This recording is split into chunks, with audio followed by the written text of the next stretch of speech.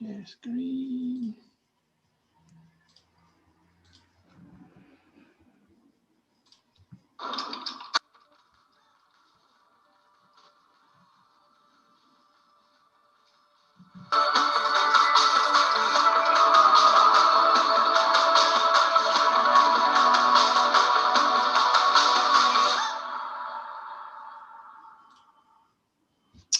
Hi again, everyone. Welcome to It's Not Rocket Science, 5 questions over coffee. Hopefully you saw the video. It's always difficult to know what's going on these live streams.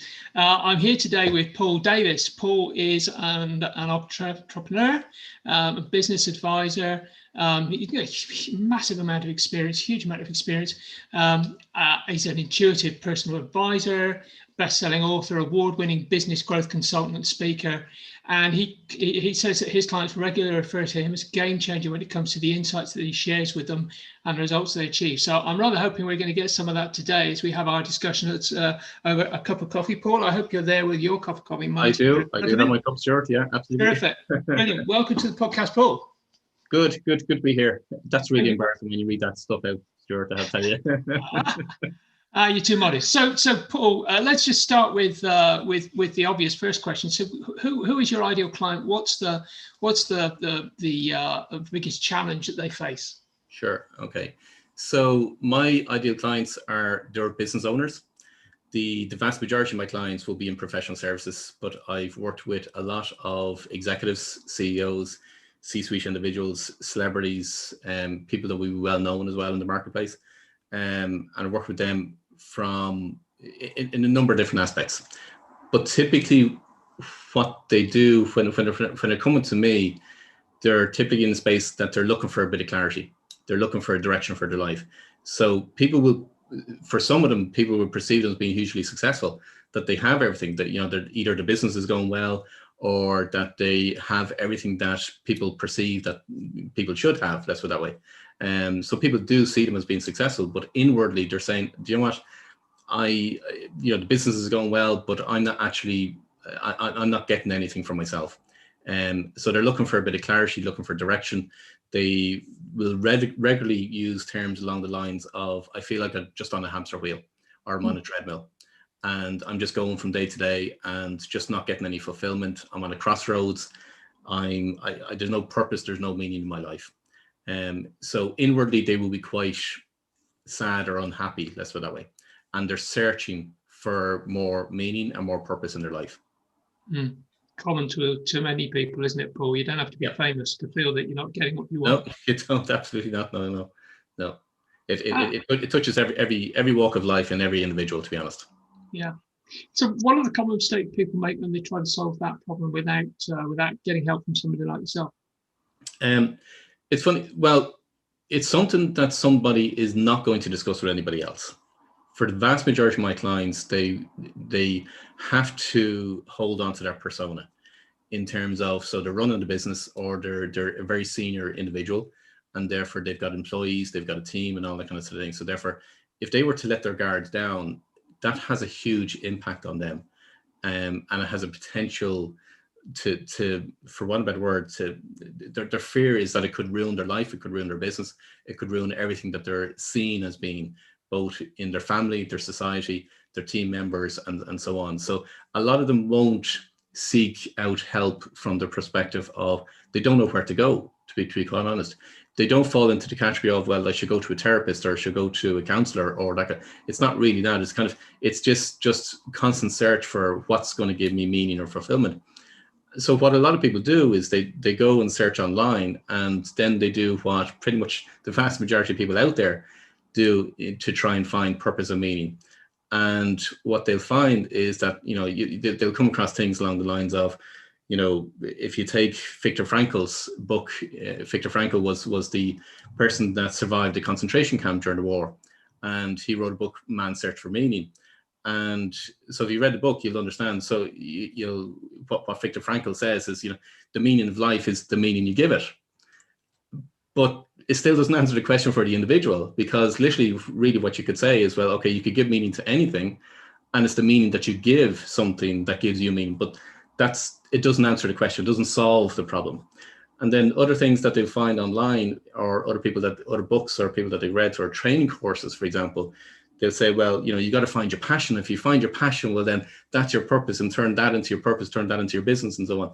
But it's actually not. That's actually incorrect, because what I've discovered is that passion follows purpose. So what I mean by that is, like, I'm passionate about a lot of different things. I love red wine. I love horse riding. I love everything that's to do with flight related. We've seen recently, just in last weekend, in terms of Richard Branson going into outer space. Yeah. I would absolutely, I'd be number one on that ticket. So they're my passions. That's what I love, but it has absolutely nothing whatsoever got to do with my purpose. So when people try and find their passion in order to find a purpose, it's actually the wrong way around.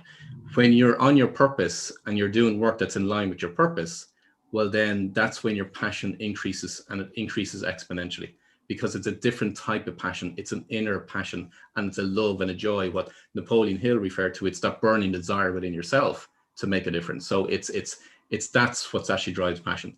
And then we would have heard terms in relation to, find your why. And if you find your why.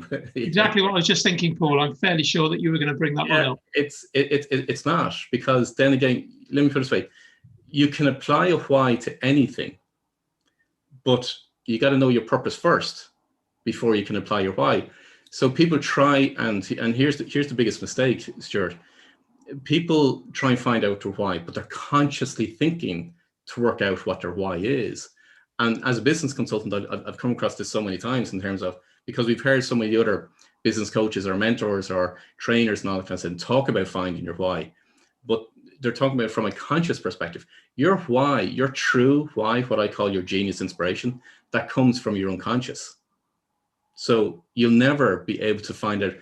I bring my clients through a way of how to find it from your unconscious, because you got to look for the evidence. But trying to work it out consciously is never going to give it. But the thing is, you need to know your purpose first, meaning you got to know what your mission is.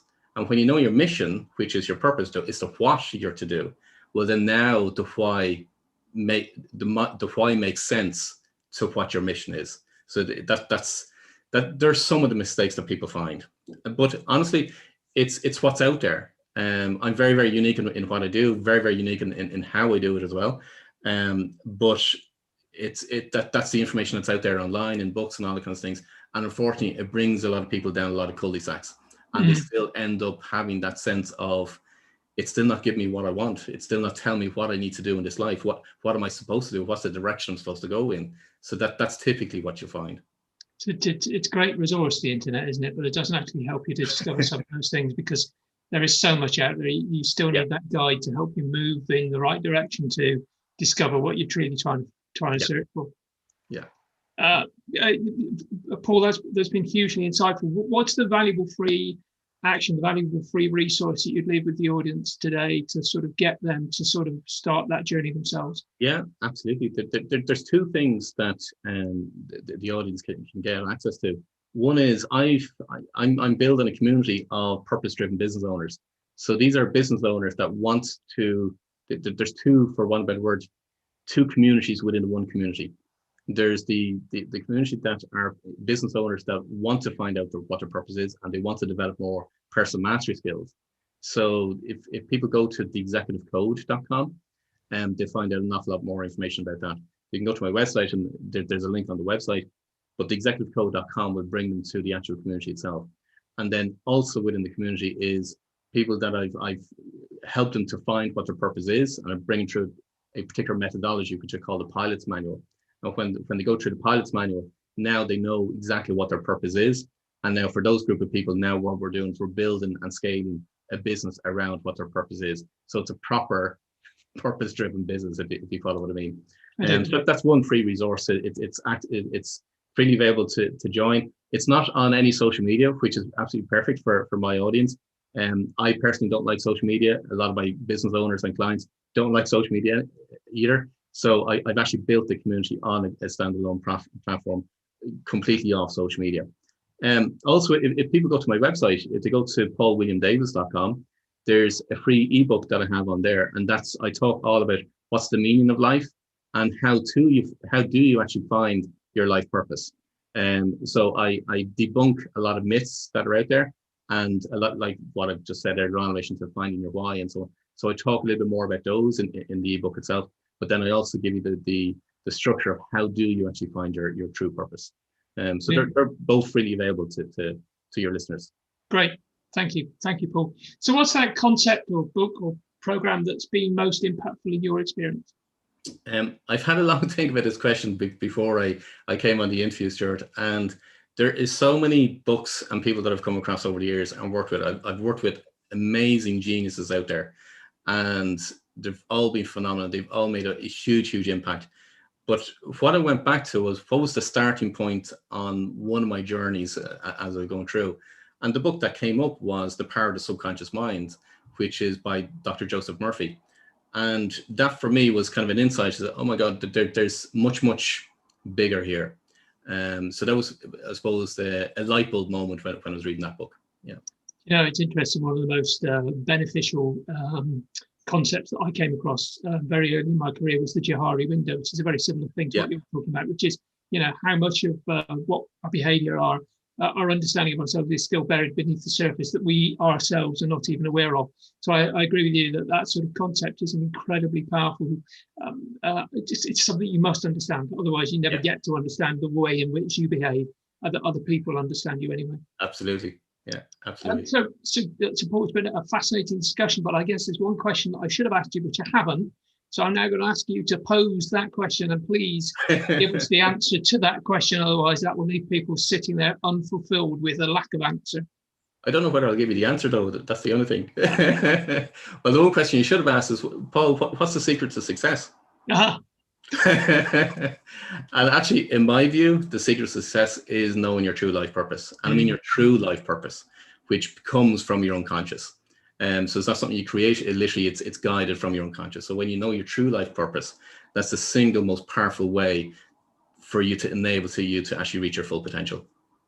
Well, that's been an incredibly insightful interview. Thank you so much for your time on the podcast today. I really appreciate the time you've taken to come and do this. Folks, if you would like to hear more of the stuff that we're doing here, It's Not Rocket Science, 5 questions over coffee. And I've still got my coffee, though. I've just been so fascinated. I've not been able to sort of even take a sip, but Paul's got the time now. Please subscribe to the newsletter. You can get that by going to tca.fyi/subscribe. That's tca.fyi/subscribe, and get on the newsletter distribution so that you can hear more about what we're doing. Paul, thank you so much for your time today. It's been insightful. I look forward to getting the copies of getting involved in those communities myself as a purpose-driven business owner myself.